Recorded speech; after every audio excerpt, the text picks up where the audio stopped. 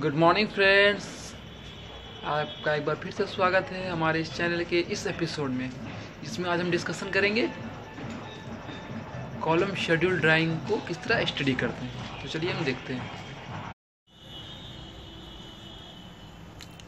Friends, आज मैंने choose किया है आपको बताने के लिए स्ट्रक्चरल ड्राइंग का कॉलम शेड्यूल, क्योंकि ये ड्राइंग थोड़ा इजी है समझने में, इसलिए शुरू में ये ड्राइंग समझने के लिए सही रहेगा। तो फ्रेंड्स, इसमें सबसे पहले हम देखते हैं टोटल कितने भागों में डिवाइड कर दिया गया है। तो यहाँ देखिए, foundation to first floor level तक ये डिटेल है। First floor to third floor तक ये डिटेल है। देखिए, यहाँ से शुरू होता है,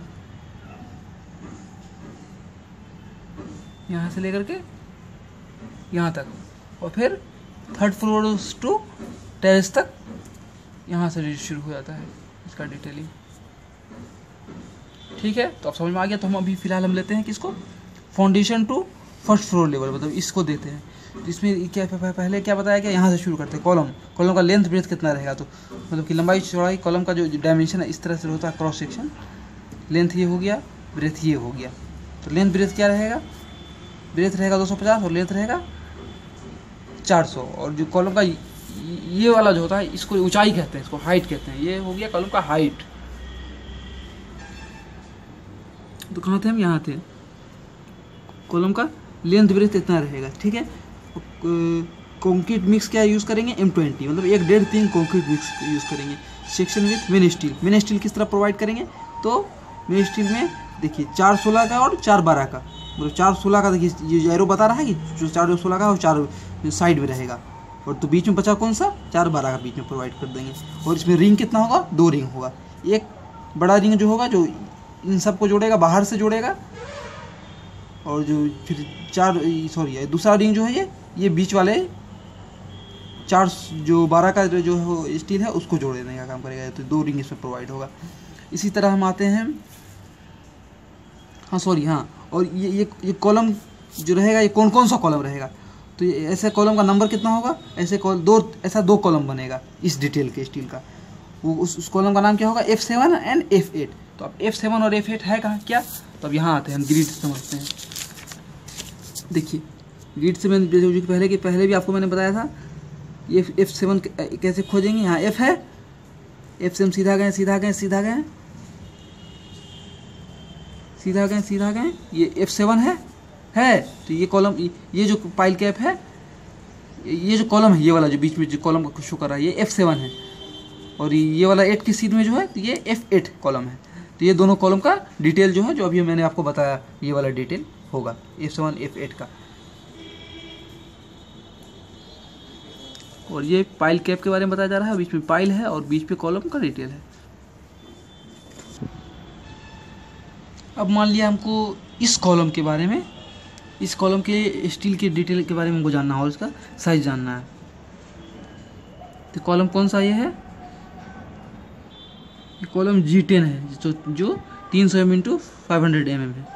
ठीक है, तो इस कॉलम के बारे में, ये G10 है, मतलब ग्रिड 10 के सीध में है कॉलम जो 10 के सीध में आ रहा है, और इधर G के सीध में आ रहा है। तो ये कॉलम कौन हो गया, G10 हो गया। तो इसके डिटेल के बारे में हम कॉलम शेड्यूल से देखते हैं।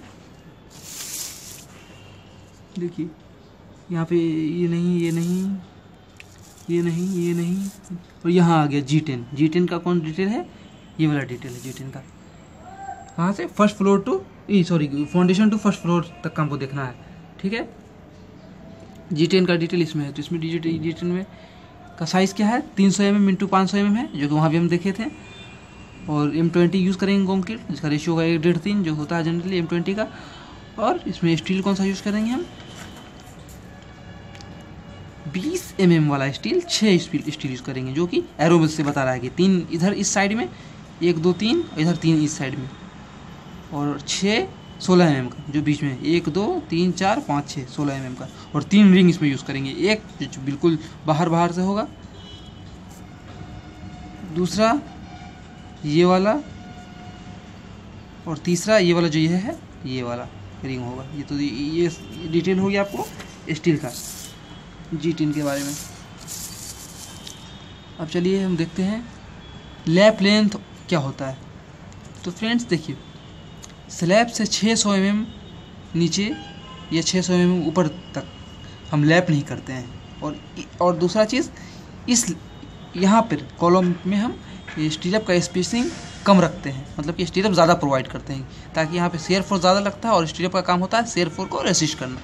और नीचे वाले स्लैब से भी 600 mm ऊपर और 600 mm नीचे तक यही प्रोसीजर अपनाते हैं हम। तो बीच का जो डिस्टेंस हो गया इसको हम लैप लेंथ कहते हैं। मतलब कॉलम अगर हम मेन स्टील प्रोवाइड कर रहे हैं तो मेन स्टील हम यहाँ पर मेन स्टील ख़त्म करके यहाँ से दूसरा मेन स्टील हम नहीं निकाल सकते हैं। मेन स्टील हमको हमेशा यहाँ पे ख़त्म करना पड़ेगा और यहाँ से हमको दूसरा मेन स्टील निकालना पड़ेगा, या फिर यहाँ से हम दूसरा मेन स्टील जो एक से दूसरे पर लैप कर सकते हैं, यहाँ से एक दूसरे पर लैप कर सकते हैं, लेकिन यहाँ पे लैप नहीं कर सकते हैं और यहाँ पे लैप नहीं कर सकते हैं। इसलिए इसको लैप लेंथ, लैप जोन भी कहा जाता है, क्योंकि मेन स्टील को हम यहीं पर लैप करते हैं। मतलब दो मेन स्टील, जैसे एक स्टील यूज़ किए यहाँ तक, फिर ख़त्म हो गया तो दूसरा स्टील उसमें जोड़ना पड़ेगा हमको आगे ऊपर उठाने के लिए, तो यहीं पर हम लैप करेंगे। अब रही वो बात स्टीरअप की, तो 8 mm का स्टीरअप जो है ना हम 75 mm पर देंगे। कहाँ तक? यहाँ देख रहे हैं एरो, यहीं तक, मतलब यहाँ तक प्रोवाइड करेंगे, मतलब 600 mm तक 75 mm का। और 150 mm का देखिए, 150 mm का हम 600 के बाद, मतलब एरो यहाँ निकला हुआ 600 mm से बाहर, उसके 150 मतलब 600 mm के बाद हम 150 को प्रोवाइड करेंगे, मतलब ज़्यादा स्पेसिंग ज़्यादा देंगे, मतलब कि स्टीरअप कम देंगे। और फ्रेंड्स, इस ड्राइंग में दिए गए कुछ नोट्स को हम पढ़ लेते हैं, जो मेन नोट्स हैं। पहला notes, all concrete mixed M20 ही मिक्स्ड इसमें कंक्रीट यूज़ होना चाहिए, unless otherwise specified. All concrete shall be machine mixed and machine vibrated, मतलब मशीन से उसको मिक्स, जो भी कंक्रीट हम बनाएंगे उसको मशीन से मिक्स किया जाएगा और वाइब्रेटर मशीन से ही वाइब्रेट किया जाएगा। इसको नोजल कहते हैं। नोजल से जो वाइब्रेटिंग करते हुए देखे होंगे ना, उसी को कहते हैं मैकेनिकल वाइब्रेटेड। यहाँ है ये जो ये साइन है, ये इंडिकेट करता है स्टील याइल्ड स्ट्रेंथ, जिसका स्ट्रेंथ होगा 500 न्यूटन पर mm²। और ये वाला जो है माइल्ड स्टील को शो करेगा, जिसका स्ट्रेंथ होगा 250 न्यूटन पर mm²। Clear cover to main steel 40 mm होगा इन कॉलम में क्लियर कवर कितना होगा? 40 mm होगा। All RCC work shall be confirm to the IS 456/2000, जो कि आप बुक में पढ़ा होगा आपने। Lap length shall be 57 time dia of the bar in tension, यहाँ पर टेंशन, जैसे कि बीम में कितना है, बीम के नीचे बॉटम वाला जो सेक्शन होता है वहाँ पर हम कितना यूज़ करेंगे लैप लेंथ, जो भी बार हम यूज़ करेंगे उसका 57 टाइम्स, मतलब कि जैसे कि 10 mm का यूज़ कर रहे हैं तो उसको 57 से मल्टीप्लाई करके जितना आएगा उतना तक हम लैप करेंगे एक दूसरे पे। जहाँ पर एक से दूसरे को, एक लोहा से दूसरे लोहा को जोड़ना होगा तो उतना हम एक दूसरे पर लैप करेंगे। लेकिन जहाँ पर कंपेरिजन, जैसे कि कॉलम में यूज़ करेंगे क्या हम 48 times dia of the bar in comparison. दूसरा, spacing of link shall be reduce to, मतलब उसको कम कर देंगे 75 mm CC at location of 600 mm above and below the floor level, मतलब 600 mm above and 600 mm below the floor level. और शुक्रिया हमारा ये वीडियो देखने के लिए फ्रेंड्स, लेकिन दुख की बात यह है कि आप लोग मुझे सही से सपोर्ट नहीं कर रहे हैं फ्रेंड्स। वीडियो तो देख ले रहे हैं बट शेयर नहीं कर रहे हैं, लाइक नहीं कर रहे, कमेंट नहीं कर रहे, जितना मैं एक्सपेक्ट कर रहा हूँ फ्रेंड्स। तो प्लीज़ फ्रेंड्स, मैं अपनी तरफ से अच्छी वीडियो देने की पूरी कोशिश कर रहा हूँ, बट आप सिर्फ इतना तो कर दें। अगर आपने इस चैनल को सब्सक्राइब नहीं किया है तो सब्सक्राइब कर दें। आपका लाइक करने में क्या जाएगा आपका फ्रेंड्स। अगर आपको वीडियो अच्छा लगा तो एक लाइक कर दें फ्रेंड्स, और कमेंट्स में कुछ वीडियो के बारे में अगर कोई सजेशन है या वीडियो अच्छा लगा तो वो दे दें फ्रेंड्स। थैंक यू फ्रेंड्स, अगर आपका सपोर्ट रहा तो आगे भी हम मिलते रहेंगे। Bye bye.